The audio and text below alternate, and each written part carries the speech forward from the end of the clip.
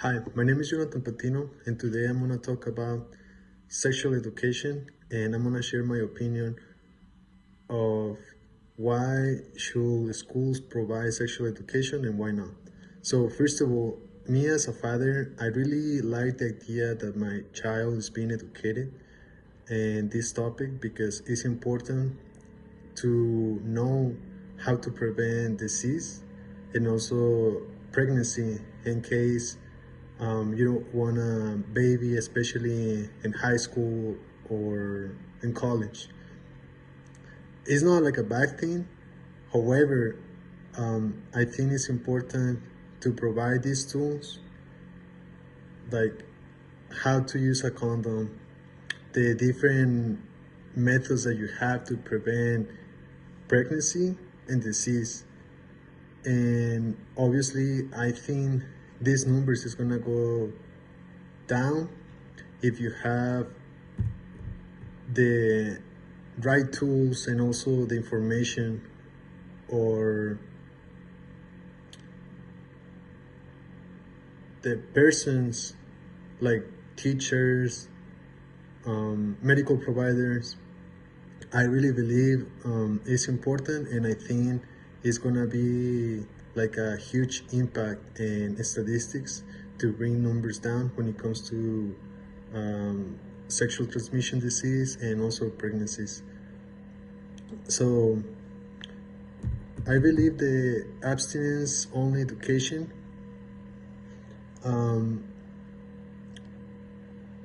the term abstinence education means an educational or motivational program, and most of the time I think this kind of education uh, is kind of a taboo surrounding sex when actually sex is natural. I think shouldn't be like this way, especially because that's the way we reproduce. Shouldn't be like something that you don't want to talk about, something that you don't want to even take a seat with your family and talk to your children's. And also in school, I think this kind of topics is important because my previous points, it's important to provide the right tools to prevent sexual transmission disease and also pregnancy in an early stage. However, I don't know what is the right age to provide this kind of topics and tools.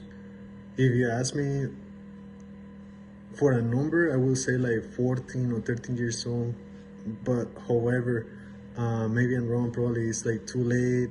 But also, as a father, I don't know if it's important to provide this kind of education when the children is like 9 years old and we're talking about um, different topics that we saw through the class, like transgenders, um, different things that probably is gonna be difficult, or not difficult, but kind of sensitive for a children to absorb.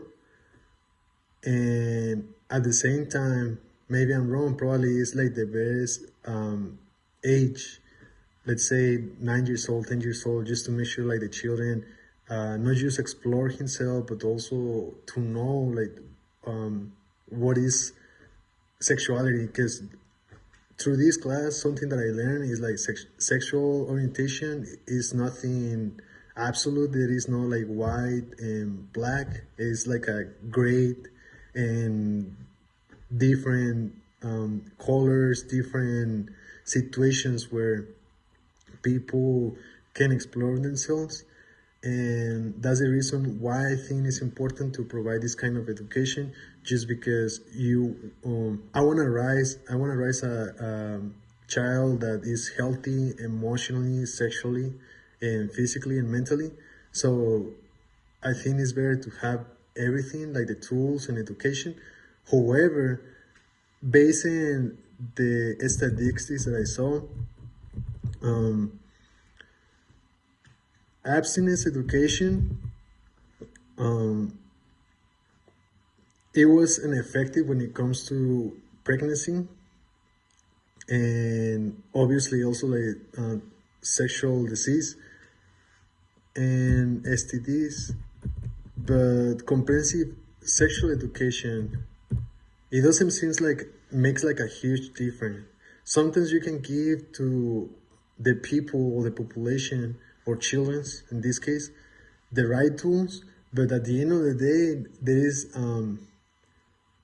is the chances where even knowing what you have to do in order to prevent HPI, STIs, and different sexual disease, you're still doing it.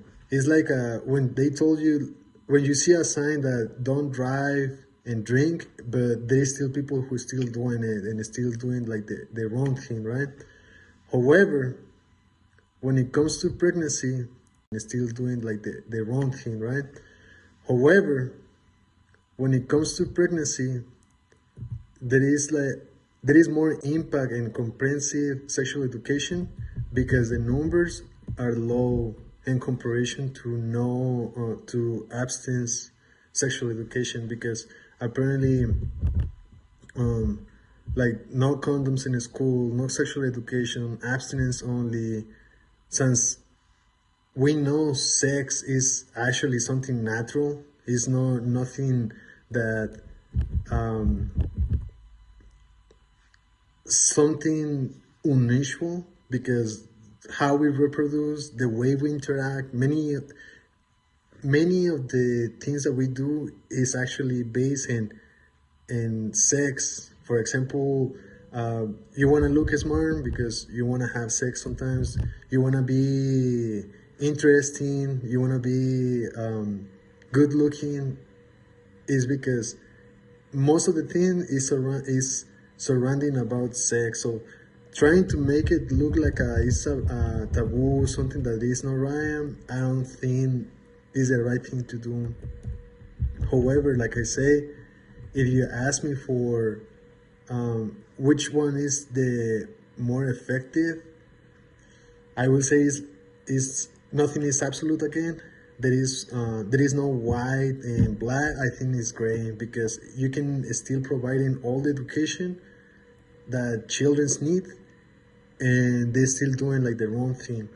You can even try not to provide anything and just promote no condoms, abstinence only, education that make sex look bad, but again, it's not gonna be like the best thing to do. And also, at the end of the day, people is gonna do whatever they think is the right thing in that moment. So comprehensive education, in my perspective, is good, because I want to educate a child who knows what to do in a situation where they can either expose themselves or expose someone else. And also, I want to reduce the risk of having a STDs or any other disease.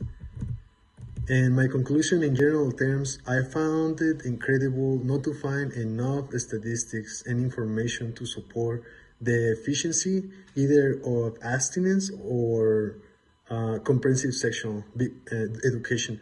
Because, like I say, based on the numbers that I found, seems like you can provide all education, 9 years old children, 12, middle school, college, but they still lacking, and maybe it's the decision. They still having like a lack of good decision, good judgment in the moment, and they just jump in whatever situation they have in front before to think twice and okay, what I'm gonna do.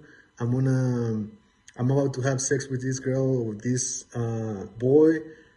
Should I use a condom? No, maybe it's not what I want right now. I wanna feel the entire situation.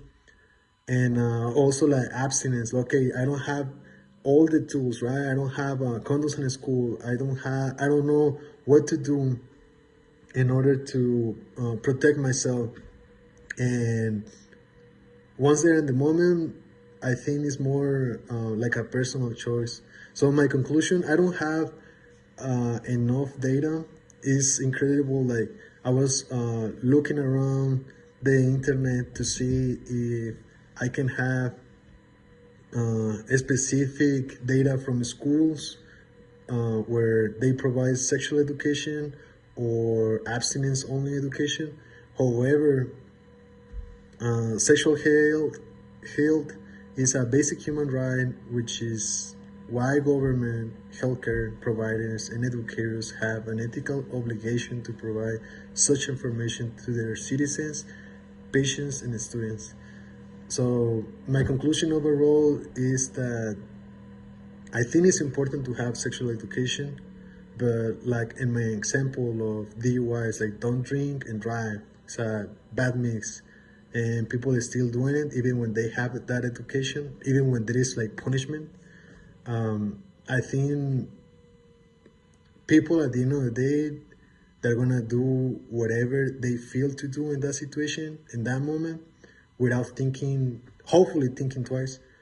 But based on the data that I saw, like providing sexual education or not providing sexual education, it doesn't affect like that much. I cannot see like a shed bill where I can tell, okay, the graphic is showing me that providing sexual education is risking more or less to the children's. So thanks for listening and thanks for watching. Um, that's my conclusion, and have a nice day. Thank you. Bye.